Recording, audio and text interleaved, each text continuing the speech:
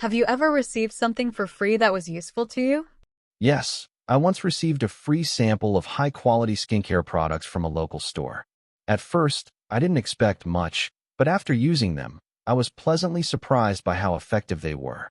It encouraged me to purchase the full-sized version later. How do people usually feel when they get free items? Most people feel excited and grateful, especially if the item is something they need or enjoy. However, some might be skeptical, wondering if there's a hidden cost or condition attached. What kinds of free gifts do companies often give away? Companies commonly distribute free samples, discount coupons, or promotional merchandise like pins or tote bags. The goal is usually to attract customers and encourage future purchases. Do you think receiving free things can change people's shopping habits? Absolutely. Free trials or samples can influence buyers by letting them test products risk-free. If they like the item, they're more likely to buy it later, which benefits businesses in the long run. Would you prefer a free gift or a discount? It depends on the situation. A free gift is great for trying something new, but a discount might be more practical if I already know and want the product. Both have their advantages.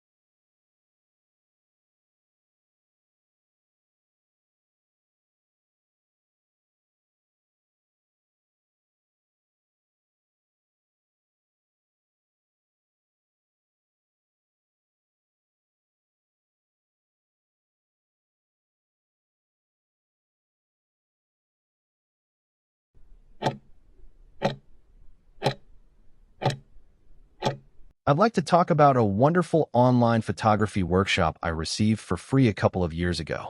It was a truly unexpected and delightful gift that came at a perfect time. I received this workshop from a local photography club that I had recently joined. They were running a special initiative during the pandemic to keep members engaged and to offer something valuable to the community, especially since many people were spending more time at home. I remember getting an email announcing this free series of online sessions, and I was quite surprised because usually, such specialized workshops come with a fee. The workshop was conducted entirely online, which was ideal given the circumstances. Each week, for about a month, we had live sessions via video conferencing where a professional photographer taught us various aspects of digital photography, from composition and lighting to post-processing techniques. We could submit our photos for critique, and there were interactive Q&A sessions. It was all very well organized and accessible right from my living room. I felt incredibly grateful and happy about receiving this. At that time, like many others, I was feeling a bit isolated and was looking for new ways to engage my mind and creativity. This free workshop provided exactly that opportunity. It allowed me to dive deeper into a hobby I enjoyed but hadn't had much formal training in. Learning new skills and connecting with other photography enthusiasts, even virtually, brought a lot of joy and a sense of purpose during a challenging period. It was a fantastic gesture from the club, and it certainly made me feel more connected and appreciative of their community spirit. Why do you think companies or organizations give away free products or services? Companies and organizations often distribute free items as part of their marketing strategy to attract potential customers and build brand loyalty. By offering free samples or trials, businesses allow consumers to experience their products without financial risk, increasing the likelihood of future purchases. For example, cosmetic brands frequently provide small skincare samples, which, if liked, may lead to full-sized product sales. Additionally, free giveaways can generate positive word-of-mouth promotion, as people tend to share their experiences with others. Nonprofit organizations, on the other hand, may distribute free items for charitable purposes, such as food banks providing meals to those in need. While the motivations differ, profit-driven for businesses and altruistic for charities, The underlying principle is to create a connection with the recipient, whether for commercial gain or social impact. Do you think receiving free items influences people's spending habits? Absolutely, free items can significantly shape consumer behavior. When people receive a product at no cost, especially if it meets their needs or preferences, they are more inclined to purchase it later. For instance, free trial subscriptions for streaming services often lead to paid memberships once users experience the convenience and content.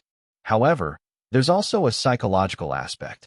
The reciprocity principle suggests that people feel obliged to return favors, making them more likely to buy from a brand that initially gave them something for free. On the downside, some may develop a habit of seeking freebies without intending to support the business, which can backfire on companies. Overall, while free products can drive sales, their long-term effectiveness depends on quality and genuine consumer interest. What are the potential disadvantages of free giveaways for businesses? While free giveaways can boost brand visibility, they also carry risks, particularly financial loss if not strategically planned. Distributing high-quality free products is costly, and if recipients don't convert into paying customers, the investment may not yield returns. Another issue is attracting the wrong audience. Some people may only seek free items without genuine interest in the brand, leading to wasted resources. Additionally, excessive free promotions can devalue a product, making customers reluctant to pay for it later. For example, if a cafe offers too many free coffees, regulars might wait for promotions instead of purchasing at full price. There's also the challenge of maintaining quality. If free samples are inferior to the actual product, they may create a negative impression. Therefore, businesses must carefully balance generosity with sustainable marketing tactics. How can governments or communities benefit from offering free services to the public? Governments and communities can greatly enhance social welfare by providing free essential services, such as healthcare, education, and public transportation.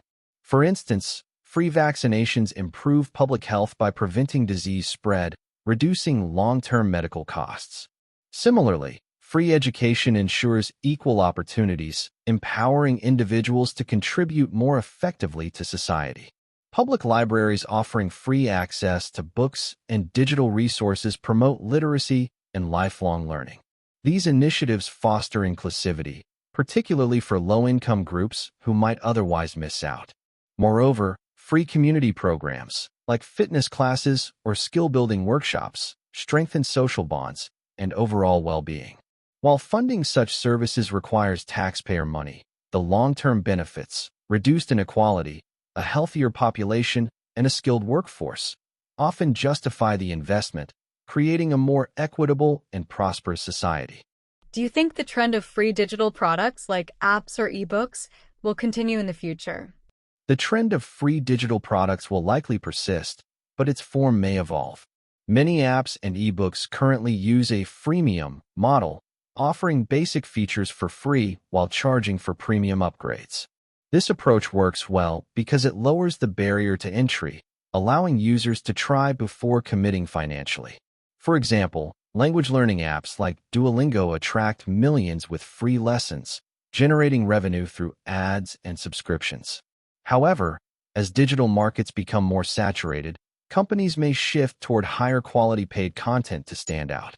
Privacy concerns could also influence this trend. If users grow wary of data collection in exchange for free services, they might prefer paid alternatives with better security. Ultimately, while free digital products won't disappear, their sustainability will depend on balancing user value with ethical monetization strategies.